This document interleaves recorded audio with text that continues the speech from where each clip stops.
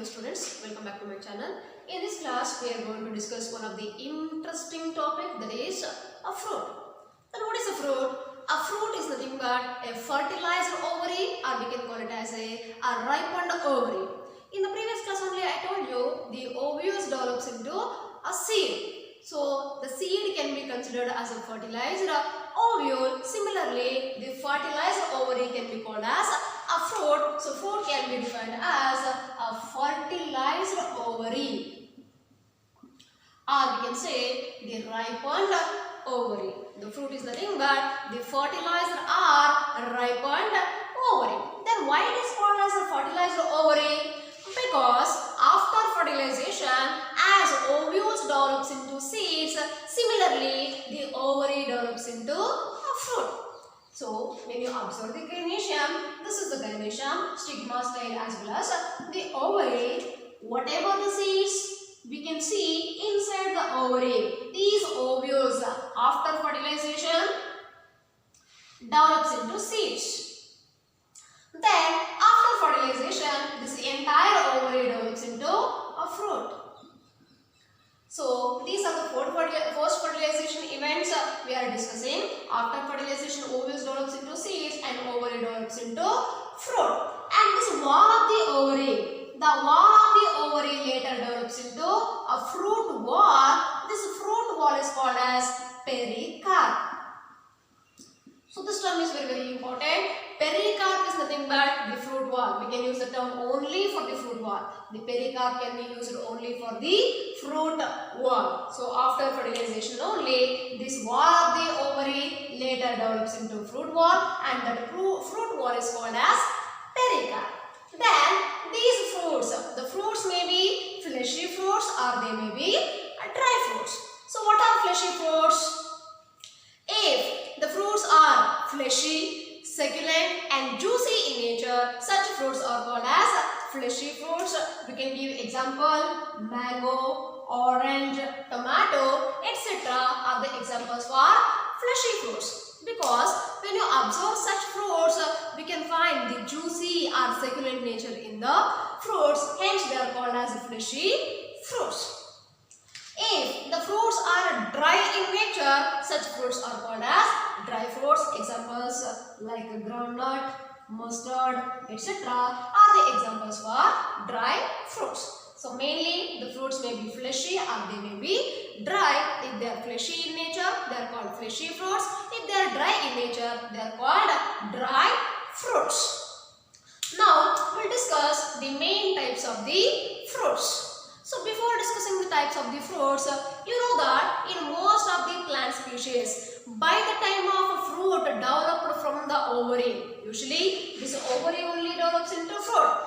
So by the time of the fruit formation from the ovary, whatever the remaining floral parts which are present, remaining floral parts in the sense of sepals, petals, stamens, all will degenerate or they will fall off. So we can observe a thalamus part here, and we can find the stamens, sepals, petals. So all these floral parts will be degenerating or they will fall off at the time of fruit formation. And this only, the ovary only develops into fruit if the fruits which are directly developed from the ovary of a flower, such fruits are called as true fruits. True fruits are nothing but the fruits which are developed from the ovary are called true fruits. Example, brinjal, mango, etc. are the examples for true fruits. Then the next type is called fast fruits. What are fast fruits? See, usually I told you after fertilization at the time of fruit formation, the remaining floral parts will be degenerating. But in certain plant species, this thalamus, so this thalamus is also contributing to the fruit formation. Usually thalamus has no role in fruit formation, but in certain plant species the thalamus will contribute to the fruit formation. So in certain plant species the fruits are developed from the floral parts other than the ovary, especially from the thalamus. especially from the thalamus part, such fruits are called as false fruits. You should remember, false fruits are not developed from the ovary. If they are developed from the ovary, they are called as true fruits. And here, false fruits are not developed from the ovary. Instead of that, they will be developing from the floral parts, especially from the thalamus. Such fruits are called as false fruits. Examples: apple, strawberry. So these are the examples for false fruits. And another type is called as parthenocarpic fruits. You may be heard the term parthenocarpic in the chapter 1. Here, parthenocarpic fruits. You just recall, the fruits are formed only after fertilization. After fertilization, the ovary develops into fruit. But in a certain condition, in certain plant species, without fertilization also the fruits will be produced. Always, the fruits are the result of fertilization, but in some plant species, without undergoing fertilization, from the unfertilized ovary, the fruits are developed. Such fruits are called as parthenocarpic fruits. The parthenocarpic fruits are the fruits which are developed from unfertilized ovary. Which are developed from unfertilized ovary are called as parthenocarpic fruits.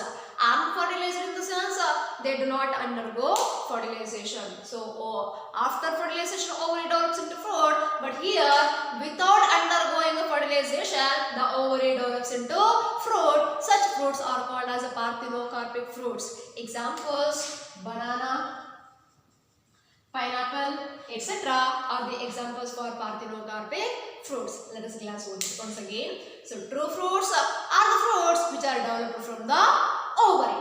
And false fruits, the fruits are not developed from the ovary. Instead of that, they will develop from the floral parts, especially from the thalamus, are called as false fruit.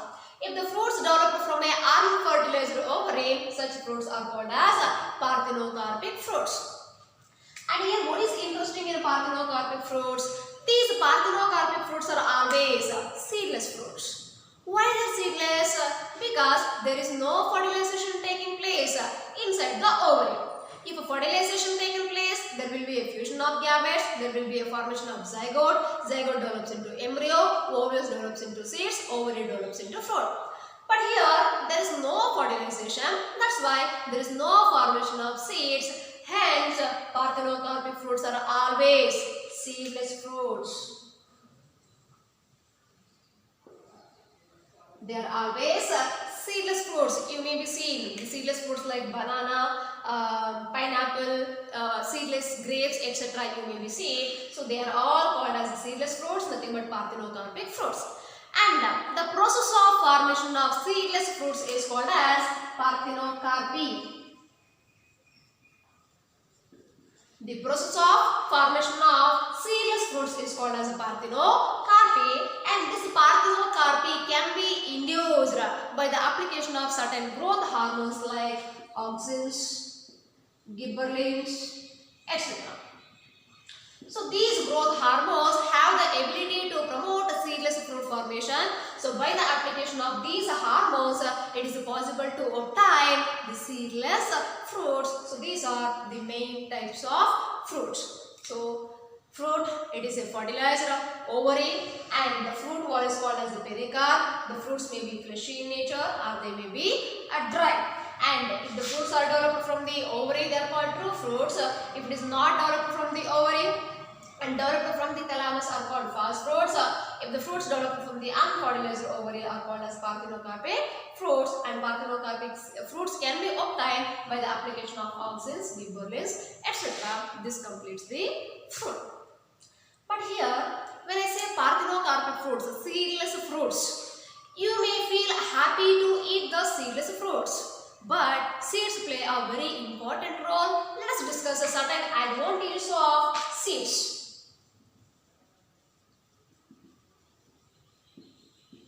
Advantages of seeds. See, these seeds have a great advantages to angiosperms because when you observe in case of bryophytes, pteridophytes, they mainly dependent on water for the process of pollination as well as fertilization. But these seed plants, the flowering plants, they are free from or independent over the requirement of water. So the seed formation is also very easy, and they do not dependent upon the water. And the seeds, you may not always require to sow the seeds. Sometimes the seeds get disposed to new habitat, which means the seeds have adaptive strategies to get disposed to new habitat. They only, by themselves only, they can be disposed to a new habitat. So it is possible to produce a new progeny or new offspring. That is also one of the advantage. And you may be knowing that seeds, they contain abundant amount of reserve food material. When you sow the seeds, it produces a young seedling, and that young seedling is usually not green in color, and it cannot perform photosynthesis. If it cannot perform photosynthesis, how it can able to prepare its own food? It cannot prepare their own food, but it will be nourished by the reserve food material which is present in the seed. And the embryos which are present inside the seed, they will be protected from the hard seed coat which is present over the seed. Whatever the seed coat we can see, that will provide protection to the young embryos. And another important thing, variation. See, variations are always the result of sexual reproduction. As the seeds are obtained by the process of sexual reproduction, they generate a genetic recombination that finally leads to variation. And one more thing, storage. See, we can store the seeds for several years. How it is possible? Because the seeds will undergo dehydration and dormancy. So these two processes, the dehydration and the dormancy, are very crucial for the storage of seeds. And we use these seeds as a source of food throughout the year. So how we can use the seeds throughout the year? Because they are in a dormant period. As they are in a dormancy, we use the seeds as food throughout the year, and we can store the seeds to raise the crops in the next season. So whatever the seeds we have collected this season, that can be stored, preserved to raise the crops in the next year. That is also one of the advantage. And another thing, agriculture. Seed, it is the main basis of agriculture. Can you imagine agriculture without a seed? It is not at all possible with the help of seed. Without seed, we cannot imagine the agriculture, because seeds are very, very crucial, very, very important. And even agriculture is not possible when the seeds are germinating immediately after the formation. For example, so this is the ovary. Within the ovary, ovules are there. So after fertilization, the ovules develops into seeds. So after the formation of seeds, if they germinate immediately, it is not possible to do the agriculture, because after the formation of seeds, we collect the seeds, they undergo dormancy period, we can store the seeds, and we can sow the seeds in the next favorable condition or next season. If they germinate immediately, we cannot do the agriculture according to seasonal variation. So that is also very, very important. That is the advantages of seeds. So that completes the fruit as well as advantages of seeds.